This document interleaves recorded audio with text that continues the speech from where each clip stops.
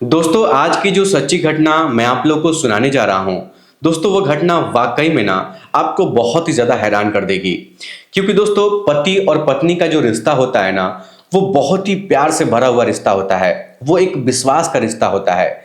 लेकिन दोस्तों जब किसी पति और पत्नी के बीच में तीसरे इंसान की एंट्री होती है, तो दोस्तों उनके रिश्ते में ना दरार आ जाती है। और कभी कभी तो ऐसा भी होता है कि उन दोनों में से किसी की हत्या हो जाती है, या फिर पति और पत्नी के बीच में उसी वजह से तलाक भी हो जाता है। दोस्तों आज की इस सच्ची घटना में भी कुछ ऐसा ही होता है। एक पति और एक पत्नी बहुत अच्छे से रह रहे थे। दोनों एक दूसरे से बहुत प्यार किया करते थे। लेकिन दोस्तों इन दोनों के बीच में एक तीसरा व्यक्ति आ जाता है। इसके बाद एक चौंकाने वाला घटना घटित हो जाता है, जिसके बारे में आप लोग सोच भी नहीं सकते हैं।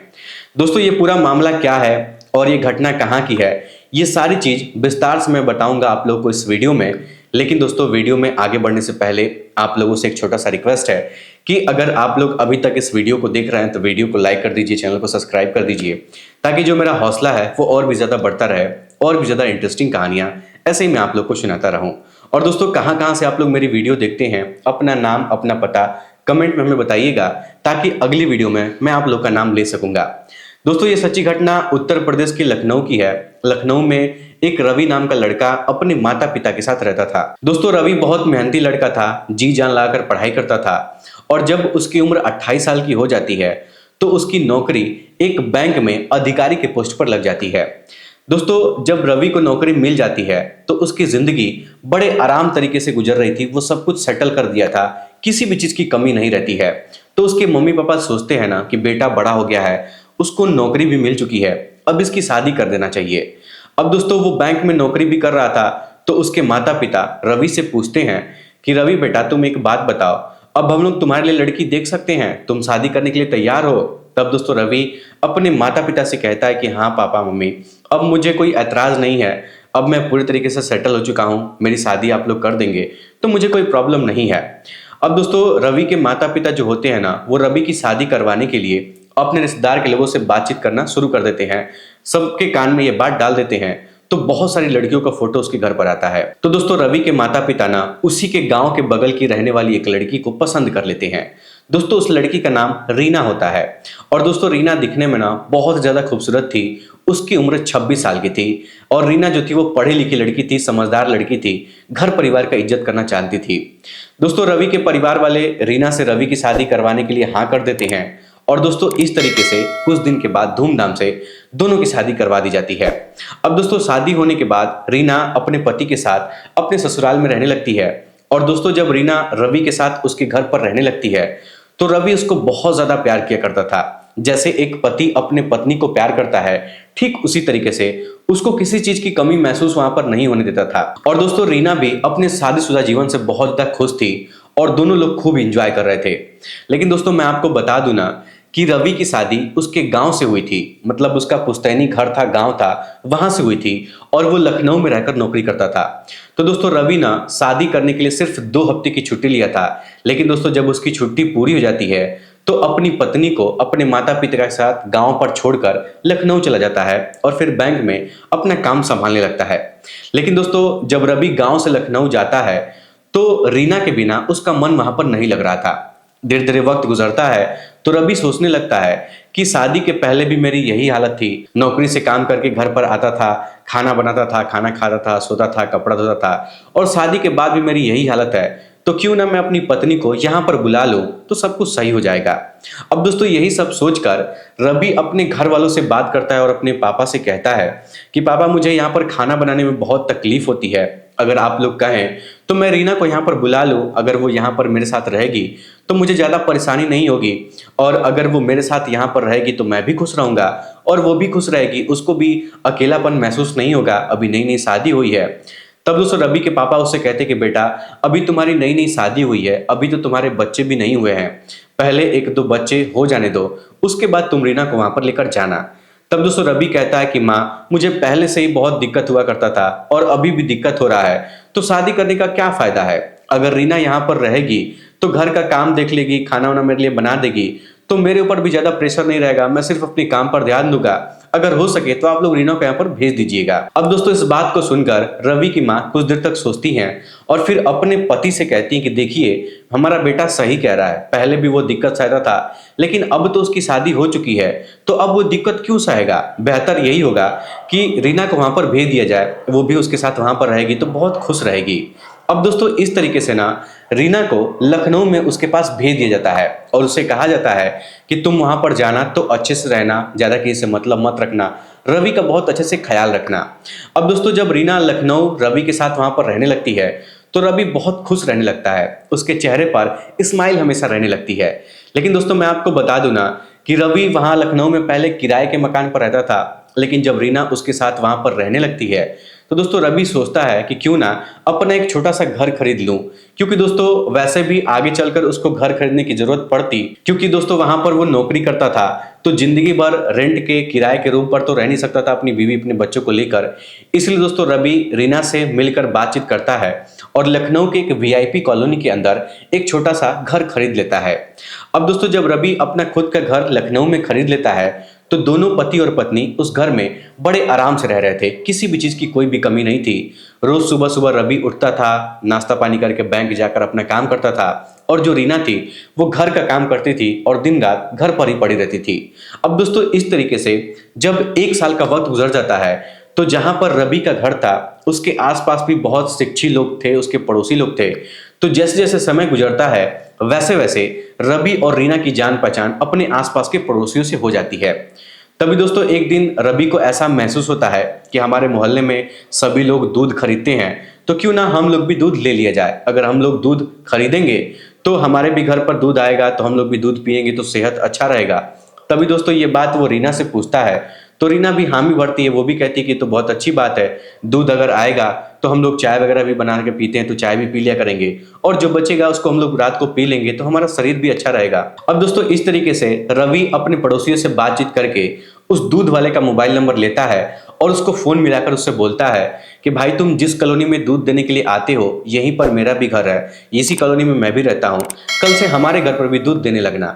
अब दोस्तों वो दूध वाला कहता है कि ठीक है साहब, मैं कल आपके घर पे आऊंगा, आपसे मिल लूंगा और कल से ही दूध देना चालू कर दूंगा। अब दोस्तों दूध वाला जो लड़का था ना उसका नाम रोशन था और उसकी उम्र 25 साल थी।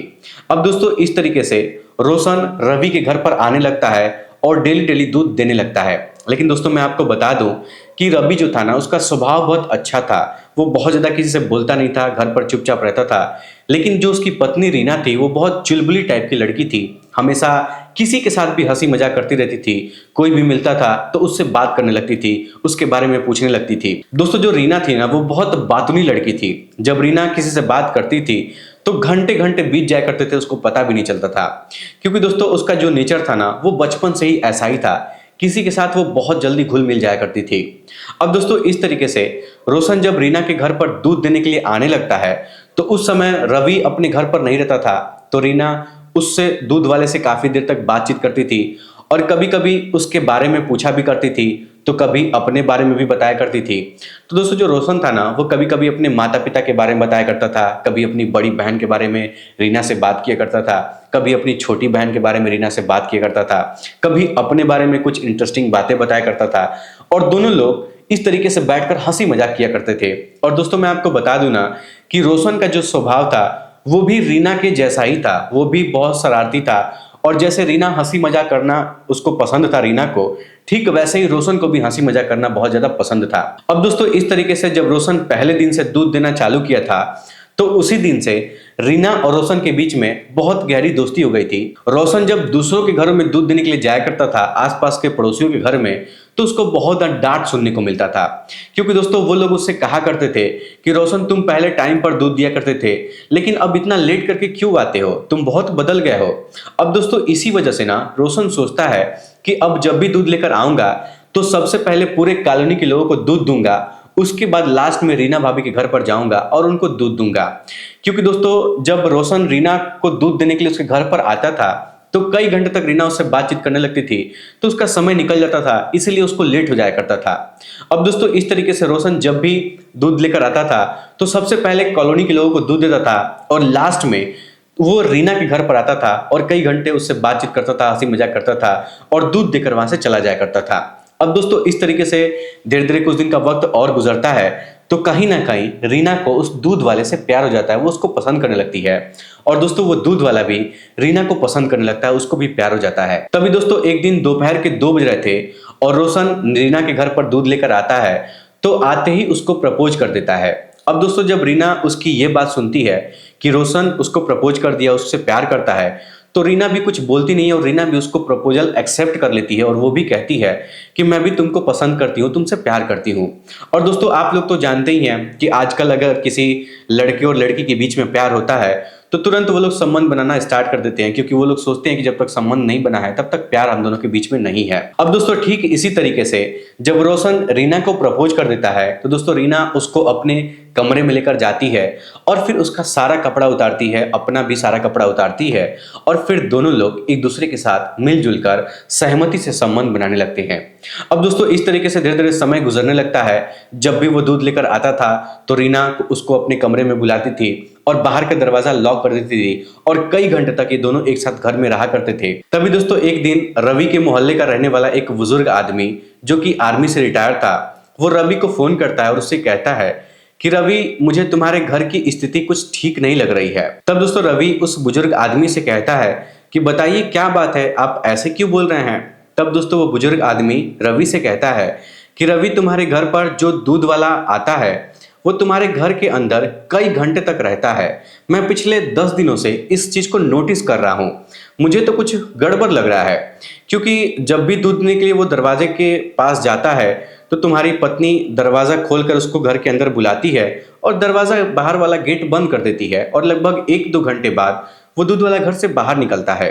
अब दोस्तों इस बात को सुनकर रवि के पैरों तले जमीन खिसक जाती है। तब दोस्तों बुजुर्ग व्यक्ति कहता है ना कि देखो रवि, मैं तुम दोनों के बीच में लड़ाई नहीं करवाना चाहता हूं। मुझे ऐसा लगा है और मैं ऐसा सोचा हूं कि तुमको बता दूं, क्योंकि तुम सारा दिन घर से बाहर रहते हो और तुम्हारी पत्नी घर पर अकेली रहती है दिन रात, तो कहीं उसके साथ कुछ अनहोनी ना हो जाए।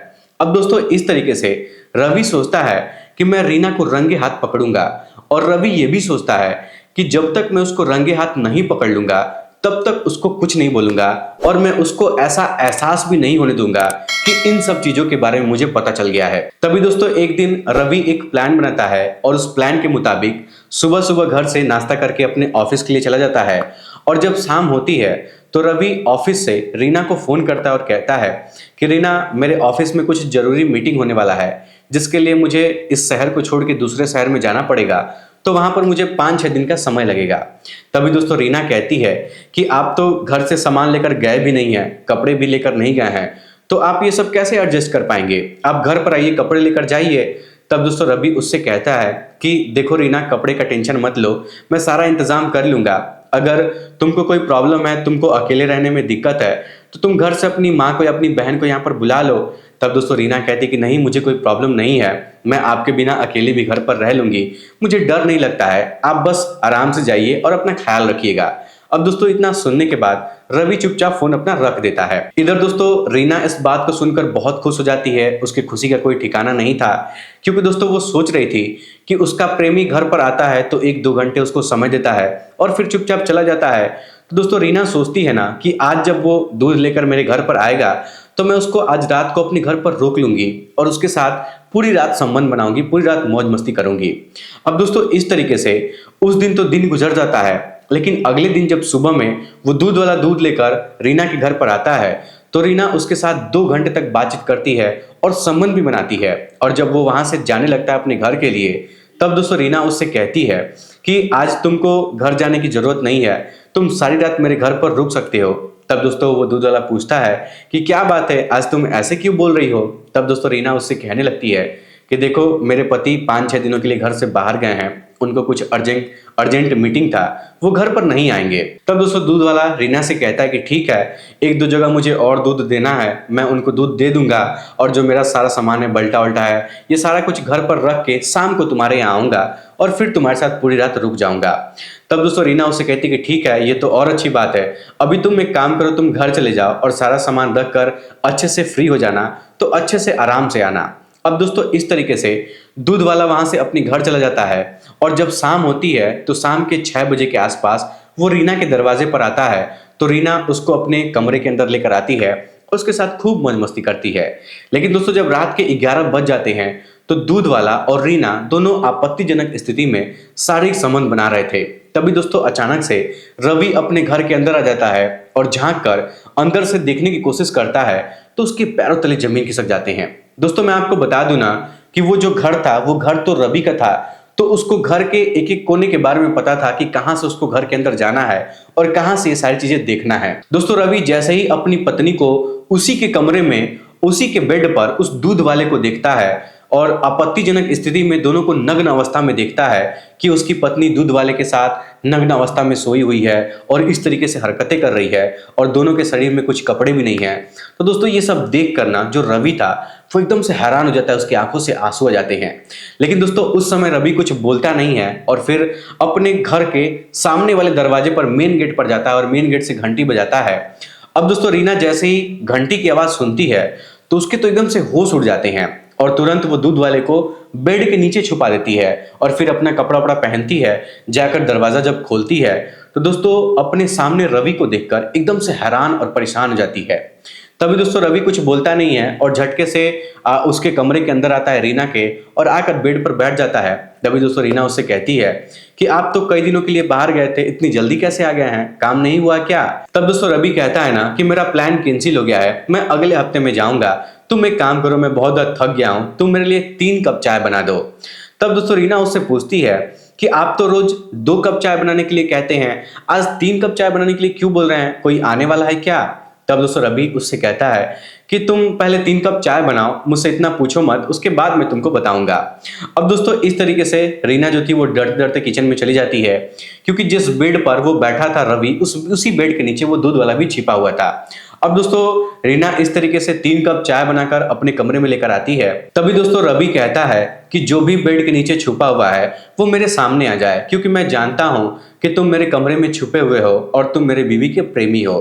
अब दोस्तों ये बात सुनकर रीना के पैरों तले जमीन खिसक जाते हैं, वो एकदम से कांपने लगती है और दोस्तों जो दूध वाला था ना वो भी एकदम से डर जाता है, एकदम से हैरान और परेशान हो जाता है।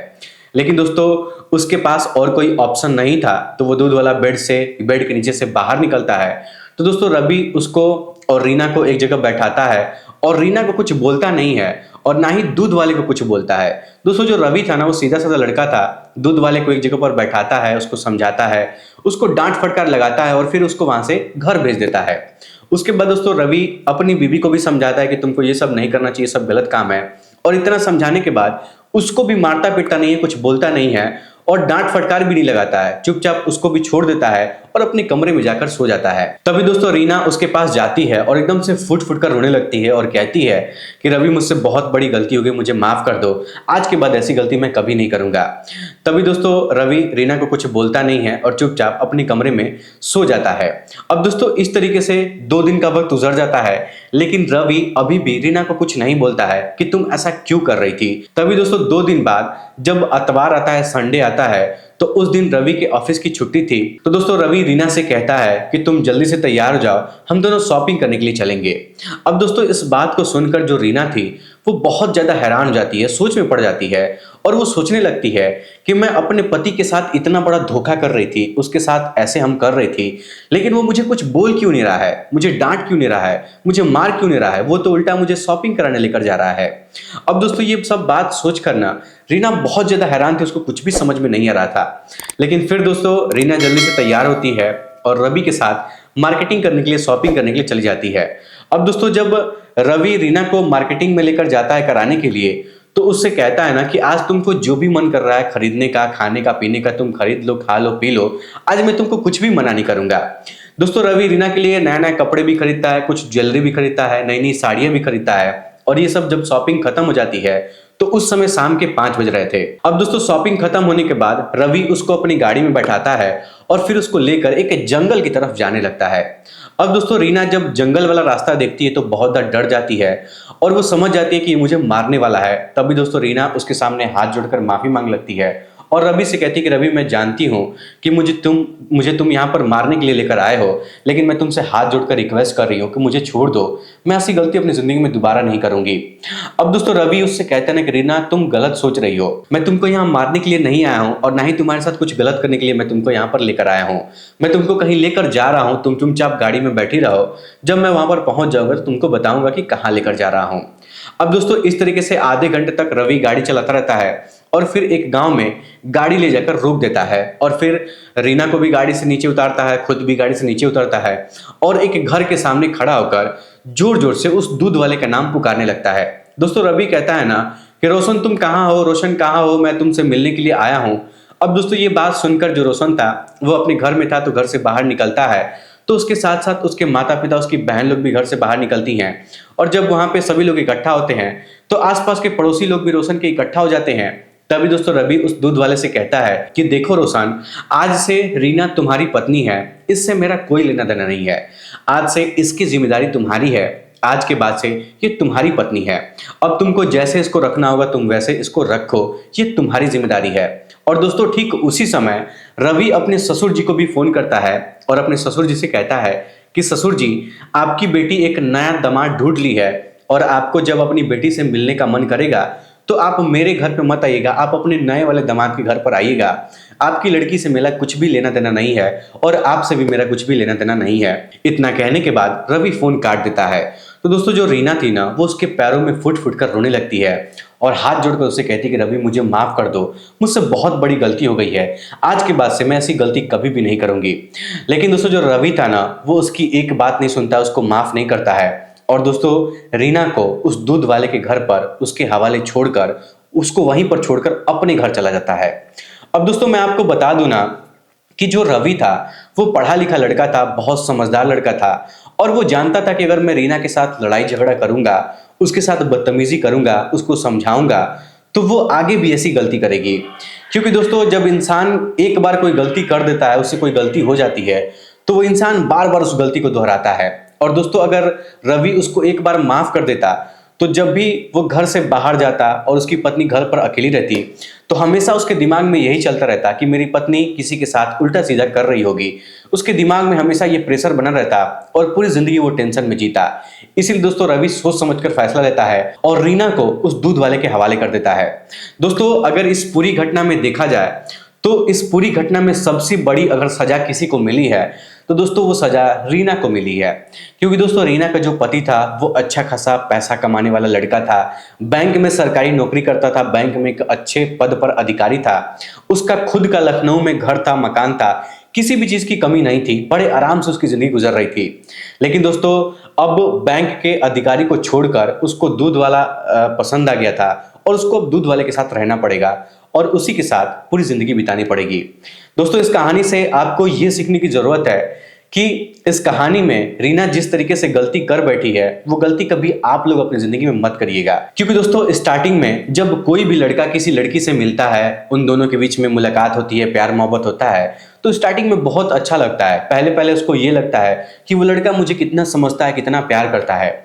लेकिन दोस्तों जब शादी हो जाती है तो पति और पत्नी जब एक साथ 24 घंटे रहने लगते हैं तो दोनों के बीच में छोटी मोटी खटास तो हो ही जाती है, छोटा मोटा विवाद होता रहता है, जिसकी वजह से उनका प्यार भी धीरे धीरे कम हो जाता है। और दोस्तों ये सच्चाई है कि जब नया नया प्यार किसी से होता है ना तो दुनिया बहुत हसीन लगती है और उन दोनों को ऐसा ही लगता है ना कि यही मेरी दुनिया है और इससे अच्छा मेरे लिए कोई मिल ही नहीं सकता है। लेकिन दोस्तों जिससे कोई लड़की प्यार करती है, जब उससे शादी हो जाती है उसकी, तब जाकर उसको पता चलेगा, जब उसके साथ कुछ दिन, साल, 2 साल, 3-4 साल बिता लेगी तो उसको पता लगेगा कि ये सब तो नॉर्मल है, कुछ इसके में ऐसा खास नहीं है। लेकिन दोस्तों अब जाकर रीना को पता चलेगा कि उसके लिए रवि बेहतर था या वो दूध वाला बेहतर था। क्योंकि दोस्तों दूध वाला ज्यादा पढ़ा लिखा नहीं है, ज्यादा पैसा भी नहीं कमाता है, उसका घर परिवार भी कुछ खास नहीं है, बहुत वो लोग गरीब लोग हैं। जब रीना उसके साथ रहने लगेगी, जब उसके साथ रहने लगेगी तो उसको ऐसा एहसास होगा कि वो अपनी जिंदगी में कितना गलत कदम उठाई है। तो दोस्तों ये थी आज की सच्ची घटना। इस घटना को सुनने के बाद आप लोग क्या कहना चाहेंगे, रीना के बारे में आप लोग क्या कहना चाहेंगे, अपनी राय हमें कमेंट बॉक्स में जरूर बताइएगा। फिर आज के इस वीडियो में इतना ही। वीडियो पसंद आया तो वीडियो को लाइक, चैनल सब्सक्राइब जरूर करिएगा। आप सभी लोग का बहुत बहुत धन्यवाद।